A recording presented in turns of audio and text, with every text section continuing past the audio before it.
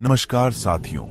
आज के इस वीडियो में आप एक ऐसे ज्ञान की शक्ति के बारे में जानेंगे जो आज तक आपने कभी नहीं सुना होगा। अब से पहले आपने बहुत से ध्यान किया होगा और लोगों के माध्यम से सुना भी होगा, जैसा कि आपने सुना है ध्यान की शक्ति, यानी कि ध्यान से शक्ति हमें कब प्राप्त होती है। संसार का कोई भी व्यक्ति हो, चाहे वह लौकिक हो या पारलौकिक, अगर लोग उसको अपना आदर्श मानते हैं तो वह उसके शक्ति का ही प्रमाण है, और वह शक्ति है आपके मन की शक्ति। और एक बात ये हमेशा ध्यान में रखिए, शक्ति को ना तो नष्ट किया जा सकता है और ना ही इसे उत्पन्न किया जा सकता है। शक्ति को बस रूपांतरित किया जा सकता है। यदि मन आपके वश में नहीं है तो आप शक्ति का उपयोग भोग विलास, स्त्री के प्रति आकर्षण, वासना जैसे कार्यों पर खर्च करेंगे। लेकिन अगर आप मन को अपने अधीन कर लेते हैं तो वही शक्ति जो भोग विलास वासना में खर्च हो रही थी वो ब्रह्मचर्य में बदल जाएगी। इसका सीधा सा मतलब यही है, शक्ति को आप नष्ट नहीं कर सकते हैं, इसका दिशा बदल सकते हैं। ये सब चीज आपकी थिंकिंग पर डिपेंड करता है। आपकी सोच कैसी है, जैसा आप सोचते हैं वैसा बन जाते हैं। हमेशा ये ध्यान रखिए कि आपकी सोच आपकी कल्पना पर निर्भर करती है। आपकी कल्पना में इतनी बड़ी शक्ति है कि इसकी मदद से आप सीधा ब्रह्मांड से जुड़ सकते हैं और उससे बात कर सकते हैं और उससे वो सारी चीज मांग सकते हैं जो आप पाना चाहते हैं। कल्पना शक्ति ब्रह्मांड के परम शक्ति है। हम जितना ज्यादा अपने इच्छित लक्ष्य को साफ देखने की कोशिश करते हैं, हम उतनी ही तेजी से अपने लक्ष्य की तरह बढ़ते हैं। अगर हम अपने लक्ष्य की हर रोज कल्पना करते रहे तो इसमें वह चीजें भी शामिल होने लगती हैं जिसके बारे में हम बाहरी रूप से नहीं सोचते हैं, पर वह इच्छा हमारे मन में कहीं दबी होती है। कल्पना करने से वह चीजें एक एक करके सामने आने लगती हैं। एक और महत्वपूर्ण बात, कल्पना करते समय हमें कई भविष्य में प्राप्त होने वाली चीजों से संबंधित दृश्य भी दिखाई देते हैं और वह दृश्य सच भी होते हैं। जब हम कल्पना की मदद से अपना एक निश्चित लक्ष्य बना लेते हैं, तब हमें अपने इस लक्ष्य को पाने का दृश्य हमेशा अपने मन में रखना चाहिए।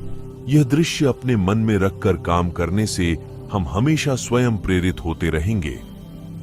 आप सोच रहे होंगे कि कल्पना करते समय यह बात कैसे हमारे मन में आती है कि ये करने से ये काम हो जाएगा, जबकि यह विचार पहले तो हमारे मन में नहीं आया होता। तो यह समझ लीजिए कि जो विचार आपको कल्पना करने से मिलता है वह विचार आपका नहीं होता है।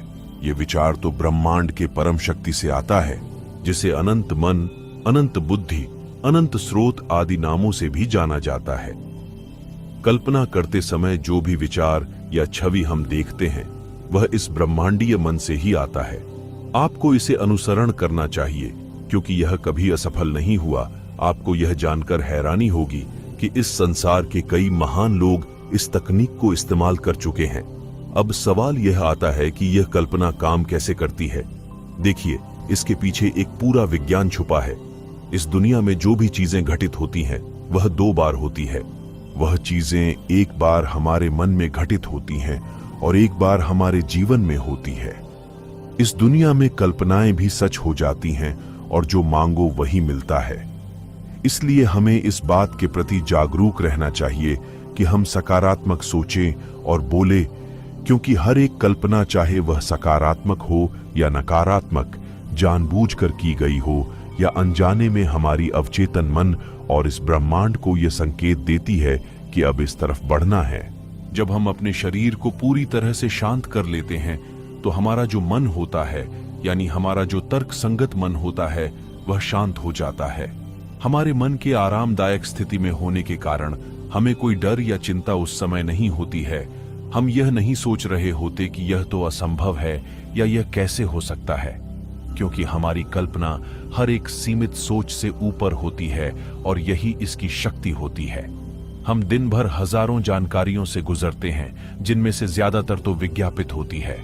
किसी भी जानकारी को हम ज्यादा से ज्यादा और क्लियर तरीके से याद रख पाए, इसलिए बाजार में विज्ञापन का सहारा लिया जाता है, जो आवाज और वीडियो के मिश्रण से हम पर अपना प्रभाव छोड़ते हैं। विज्ञान के अनुसार सिर्फ देखने या सुनने की बजाय दोनों के मिश्रित रूप का प्रभाव ज्यादा पड़ता है। हादसे में कल्पना शक्ति का जादू कैसे काम करता है। हर रोज हजारों की मात्रा में जानकारियां हमारे आंखों और कानों से होकर दिमाग तक पहुंचती है। इन सब का मकसद हमारे दिमाग पर अपने उत्पाद या वस्तु को लेकर अच्छी पकड़ बनाना है। आजकल के बाजार की स्थिति ये है कि जिस उत्पाद का प्रचार हमारे सामने सबसे ज्यादा होता है, उसे हम जरूरत न होते हुए भी खरीद लेते हैं।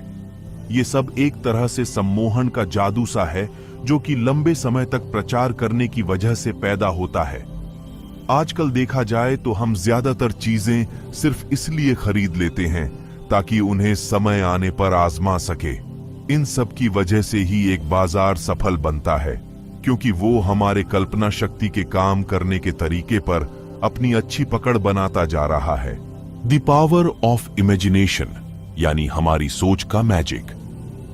ये सब हमारे मस्तिष्क के अंदर चलने वाली एक सीरीज में घटनाओं के क्रम का परिणाम है। उदाहरण के तौर पर हम कहीं जाते हैं और चलते चलते हम आसपास के माहौल को अपने मन में उतारने लगते हैं, जिसमें सबसे पहले बाजार में दुकानें और रास्ते शामिल हैं। इसके बाद जब हम और गहराई से निरीक्षण करने लगते हैं तो दुकानें किस चीज की और क्या क्या वहां है, सबकी जानकारी हमारे मस्तिष्क में जमा होती जाती है। ये सब एक क्रम में होता है। कहने का मतलब है, जब भी हम किसी नई जानकारी से रूबरू होते हैं, हमारे मस्तिष्क में वो कल्पना शक्ति के साथ व्यवस्थित होती है।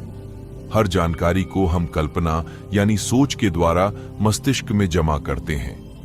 इसके बाद जब भी हमें उस जानकारी की आवश्यकता होती है, हमारे मस्तिष्क में जानकारी कल्पना के माध्यम से ही उभरती है, न कि शब्दों के जरिए। यही कहलाता है कल्पना शक्ति का जादू। अगर हम अपने जीवन में सचमुच कुछ करना चाहते हैं तो हम अपनी कल्पना शक्ति को इस्तेमाल कर सकते हैं। व्यक्ति जब अपनी कल्पना के अनुरूप परिश्रम करना शुरू कर देता है तो उसे सफल होने से कोई नहीं रोक पाता है, एक ऐसे भविष्य को देखने के लिए जो हो ही ना। आपको कल्पना की जरूरत होती है। कल्पना के बिना किसी व्यक्ति की समझ केवल तथ्यों तक ही सीमित होती है और वे अस्तित्व की विशालता, भव्यता, संभावनाओं और जादू से चूक जाते हैं। कल्पना हमारे लिए आजा जिंदगी तुझसे